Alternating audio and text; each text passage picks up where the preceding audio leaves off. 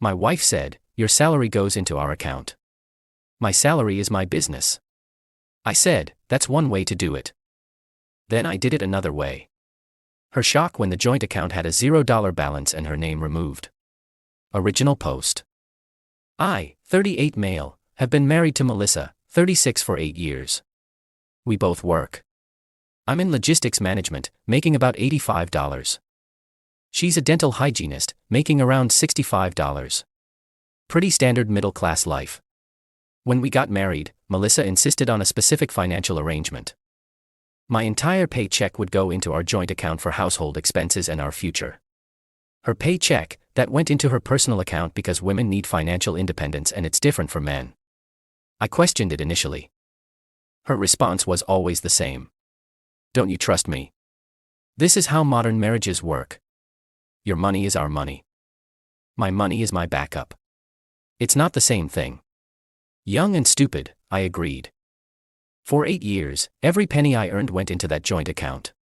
I paid all bills, mortgage, groceries, insurance, car payments, both cars, vacations, everything. Meanwhile, her $65 went somewhere. She'd buy designer bags, get weekly manicures, girls' trips to wine country. When I'd ask about contributing, she'd say, "I shouldn't have to pay for basic expenses. That's what husbands do. My money is for extras." 3 months ago, the conversation that changed everything. "Hey, the water heater needs replacing. It's gonna be about $3,500. Maybe you could help since the joint account is tight this month. That's a house expense. Use the joint account. But there's only $2,000 left after bills. Then figure it out. Take extra shifts or something. Your salary goes into our account. My salary is my business." I looked at her. Really looked at her. 8 years of this arrangement. 8 years of every dollar I earned being ours, while every dollar she earned was hers. The water heater was just the latest in a pattern. That's one way to do it. Melissa, exactly. Now stop complaining. That night, I did some math. Over 8 years, she contributed exactly $0 to household expenses while spending roughly $520,000 of our money, my money. Her personal account, I estimated at least $400,000 or saved, not counting what she'd spent on herself. I made a decision, started researching. In my state, financial manipulation in marriage can be considered economic abuse. More importantly, accounts can be modified by either party if both names are on them. And most importantly, my company allows direct deposit changes to take effect immediately if submitted by Tuesday for Friday's paycheck. Tuesday morning, I walked into my bank. Update 1.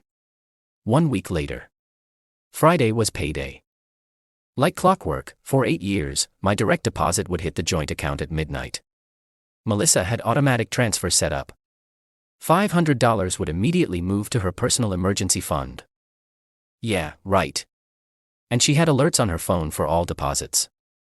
Thursday night, she was shopping online. "Melissa, your check hits tomorrow, right? I'm buying those Louboutins I showed you. Only $1,200 on sale. My check hits tomorrow. Perfect. And don't complain about shoes. You spend money on your stupid tools." I didn't mention those tools were for fixing our house or that I hadn't bought anything for myself in 2 years. Friday, 12:01 a.m. Her phone buzzed. Then buzzed again. Then started ringing. "Melissa, from the bedroom." "What the? Babe. Something's wrong with the bank app." "What's wrong?" "Your deposit didn't come through. It's showing the balance as $2. That's weird." She came storming into the living room in her pajamas, phone in hand. "Melissa, call your payroll. This is unacceptable. We have bills on autopay. I'll check in the morning." Morning. "No, call now. Payroll's closed. Nothing I can do tonight." She spent the next hour refreshing the app, calling the bank's automated system, getting increasingly frantic. The automatic transfer to her emergency fund failed. Her Louboutin order was declined. Morning came. She was up at 6 a.m., laptop open, bank website up. Still nothing. "What did you do?" "I took your advice." "What advice?" You said your salary is your business. So I decided my salary is my business too. The color drained from her face. You what? I opened my own account. My direct deposit goes there now. The joint account is still open with $2 in it. You want to contribute your half of the bills. They total about $5,500 monthly. Your half is $2,750. You can't do that. Why not? Your money is yours. My money is mine. That's equality, right? That's not how it works. Your money is our money. And your money? That's different. How? She couldn't answer. Just stood there, mouth opening and closing like a fish. Then came the tears. Then the anger. Then the phone calls to her mother. Update 2, 3 days later. The entitlement escalation was swift and spectacular. First, Melissa tried the emotional manipulation route. Saturday, she made my favorite dinner, wore that dress I like, kept touching my arm. Melissa, baby, I understand you're upset. Let's talk about this. We're partners, remember? Partners contribute equally. I contribute. I cook, I clean. I also cook and clean. Plus, I've paid 100% of our living expenses for 8 years. Want to see the spreadsheets? Sunday, she switched to anger, started slamming doors, throwing things into cabinets loudly, muttering about financial abuse, posted on Facebook about controlling husbands without naming names. Her friends started commenting about red flags and toxic masculinity. I commented, interesting perspective from someone with $400 in personal savings while their spouse pays all the bills. She deleted the post within minutes. Monday was when she went nuclear. I came home to find her mother, Dorothy, and sister Ashley in our living room. Dorothy, how dare you financially abuse my daughter? By keeping my own paycheck like she keeps hers. Dorothy, men are supposed to provide. That's your job. Cool. Where's that written in our marriage certificate? You're being a child. Real men don't act like this.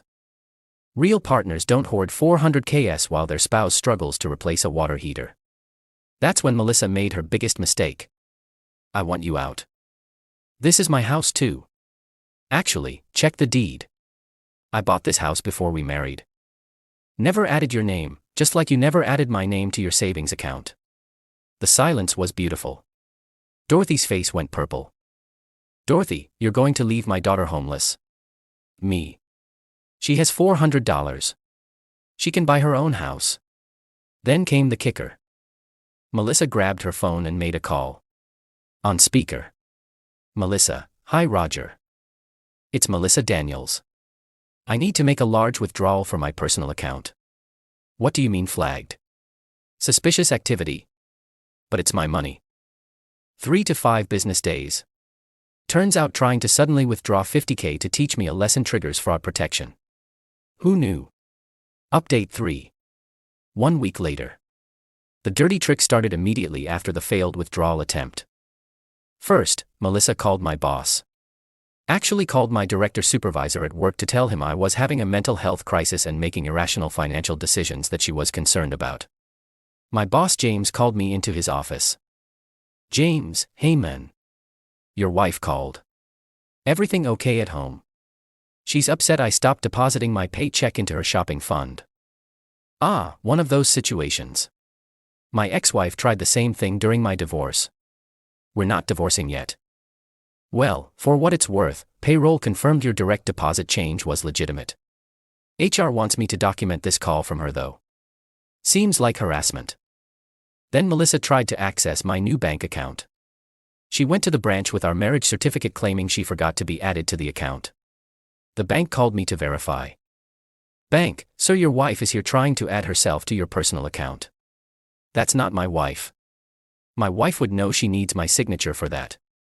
Bank, understood. We'll handle it. I could hear Melissa screaming in the background when they told her no. But Tuesday was the masterpiece. I came home to find the locks changed. On my house. New locks with a note. Since you want everything separate, I'm separating you from the house. I laughed. Actually laughed. Called a locksmith while standing on my own porch. Locksmith, legally, if your name's on the deed and hers isn't. Already no. Just get me in my house, please. While waiting, I called the police for a civil standby. Officer Martinez showed up, looking bored until I explained the situation. So she changed the locks on a house she doesn't own. Yep. After hoarding money while you paid all bills. And she called your work. Yep. Sounds like you need a lawyer, not a locksmith. Already got one. When Melissa came home to find me inside with a police officer, her face was priceless. What are you doing? I changed those locks. Ma'am, you can't lock someone out of their own property. We're married. It's communal property. Like your savings account. Ma'am, is your name on the deed? No. But. Then you committed a crime. He could press charges. I didn't press charges. Yet. But I did hand her something else. Me here. This is a rental agreement. If you want to stay here, rent is $2,750 a month. Half the mortgage and expenses. First month due immediately. You can't charge me rent. I'm your wife. You're right. Partners split things evenly, so you owe me $264,000 for 8 years of back expenses. The rent option is me being generous. She went pale. I don't have that much liquid. Thought you had $400 saved. That's invested. It's tied up. So untie it, or sign the rental agreement, or find somewhere else to live. Update 4, 2 weeks later. Melissa tried one more power play. She went full victim mode. She called a family meeting at her parents' house. Invited my parents, my sister, her whole family. Ambush style. I only found out when my mom called asking why we were having an emergency intervention. I showed up with a folder of documents. The setup was dramatic. Melissa in the center, tears already flowing, surrounded by her support system. Melissa, I'm so scared. He's become a different person. Controlling, abusive, threatening to make me homeless. Her mom nodded sagely. Her dad, Robert, looked stern. Robert, son, this has gone far enough. A man provides. That's how it's always been. Me. Interesting. I opened my folder. Let me provide some context. I pulled out 8 years of bank statements, highlighted and tabulated. 8 years. Every paycheck into the joint account. $680,000 total.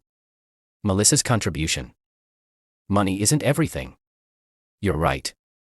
So let's talk about labor. Here's the chore chart Melissa made and never followed. Here's receipts for the maid service I paid for when she refused to do her assigned chores.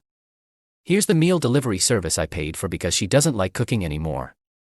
My mom, bless her, stood up. Mom, wait. You haven't contributed anything in 8 years.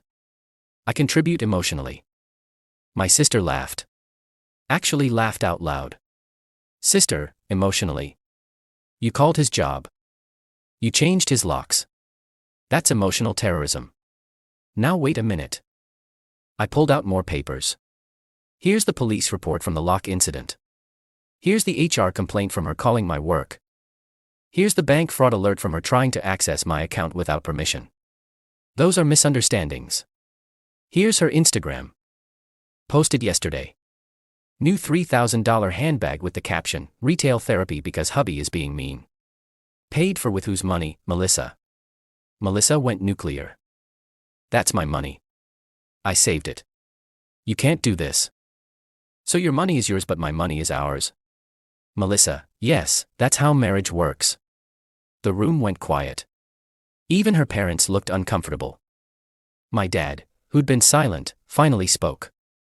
That's not a marriage. That's theft. How dare you? My son paid your bills for 8 years while you saved every penny. Now you're mad he stopped. That's not entitlement.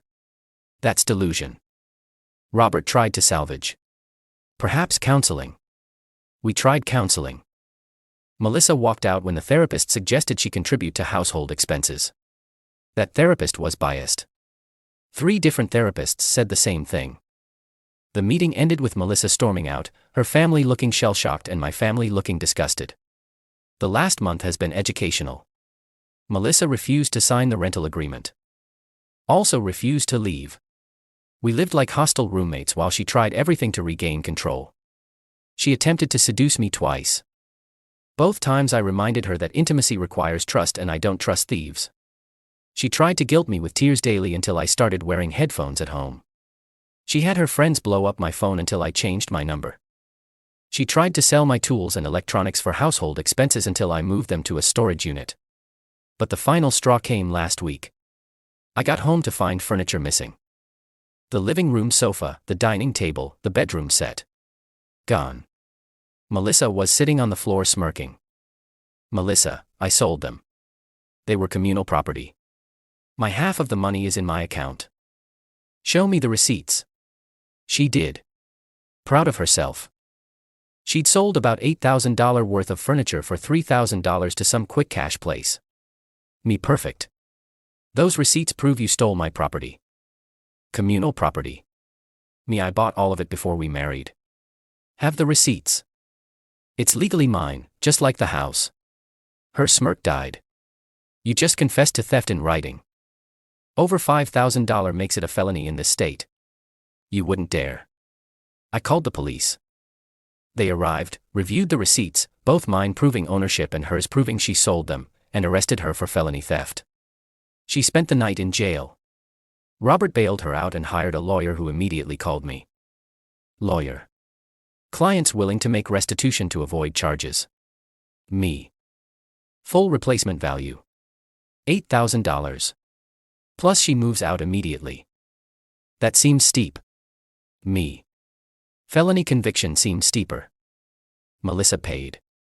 Had to liquidate some investments. The tax hit must have hurt. She moved back with her parents the next day. Today the divorce papers were filed. Her lawyer sent a proposal. She wants alimony, half the house value, and half my 401k. My lawyer literally laughed. My lawyer. She has $400 in savings, no ownership stake in the house, and documented financial abuse against your client. She'll be lucky to walk away without owing him money. The house is mine. The furniture is replaced and nicer. The joint account is closed.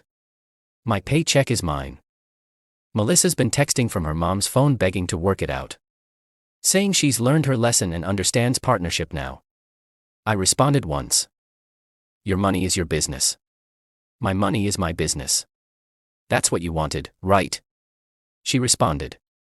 That's not fair. I have expenses now. Rent at my parents'. Lawyer fees. The tax penalties. Me. Sounds like your business, not mine. The best part. Her Instagram went from designer bags and wine country to motivational quotes about starting over and knowing your worth. Her friends who called me controlling. They've been real quiet since the furniture theft arrest went public. Dorothy called yesterday crying about how I'm ruining her daughter's life. I reminded her she raised a daughter who thought theft was a marriage strategy. Robert surprisingly texted me. I'm sorry. We failed her. Good luck, son. Melissa's sister Ashley DM'd me asking if the story was true. When I sent her the spreadsheets, she replied, holy sh***, no wonder my boyfriend won't propose.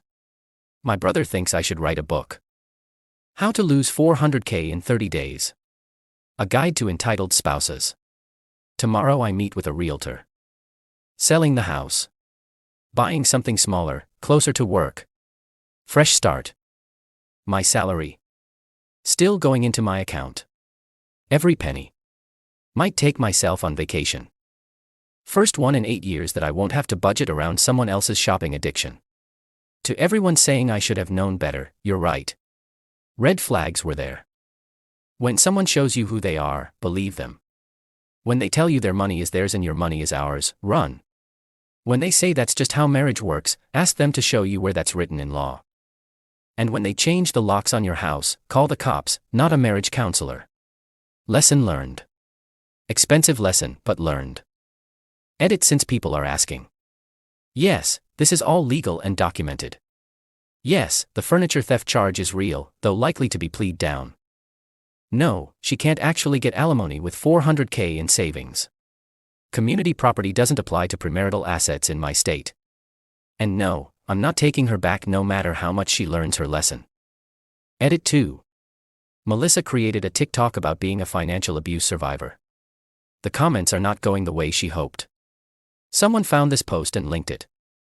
The comment section is brutal. My favorite. Girl really thought she invented a infinite money glitch and got system errored instead.